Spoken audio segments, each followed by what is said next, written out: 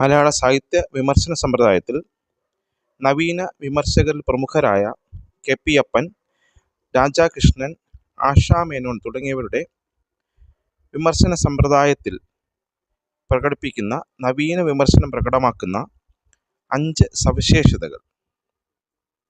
1.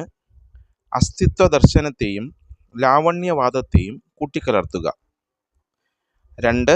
കൃതികളെ ഭാഷാശില്പങ്ങളായി കാണാൻ ശ്രമിക്കുക. 3. ബിംബങ്ങളും രൂപങ്ങളും പഠിച്ച് എഴുത്തുകാരൻ്റെ ദർശനം കണ്ടെത്തുക. 4. പുതിയ അഭിരുചിയെ സ്വാംശീകരിക്കാൻ പ്രാപ്തമായ നിരൂപണ ഭാഷ കണ്ടെത്തുക. 5. അതിലൂടെ സാമ്പ്രദായിക മലയാള സാഹിത്യ വിമർശന സമ്പ്രദായങ്ങളെ നിഷേധിക്കുക. അപ്പോൾ ഒന്നാമത്തതിൽ അസ്തിത്വ ദർശനവും ലാവണ്യവാദവും കൂട്ടിക്കലർത്തണം. രണ്ടാമത്തത് കൃതികളെ ഭാഷാശില്പങ്ങളായി കണക്കാക്കണം.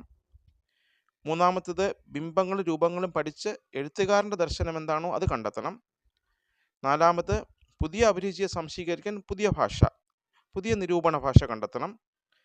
അപ്പോൾ അങ്ങനെ കണ്ടെത്തുമ്പോഴത്തേക്ക് അഞ്ചാമത്തെ കാര്യം സാമ്പ്രദായിക മലയാള സാഹിത്യ സമ്പ്രദായങ്ങളെ പൂർണ്ണമായും അത് നിഷേധിക്കുന്നതായിരിക്കും. ഇങ്ങനെ 5 സവിശേഷതകളാണ് നവീന വിമർശനത്തിൽ അടങ്ങിയിരിക്കുന്നത്. 1.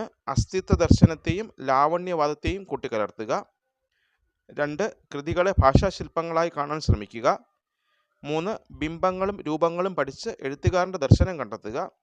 4. പുതിയ അഭിരുചിയെ സ്വാംശീകരിക്കാൻ പ്രാപ്തമായ നിരൂപണ ഭാഷ കണ്ടെത്തുക. 5. അതിലൂടെ സാമ്പ്രദായിക മലയാള സാഹിത്യ വിമർശന സമ്പ്രദായങ്ങൾ നിഷേധിക്കുക.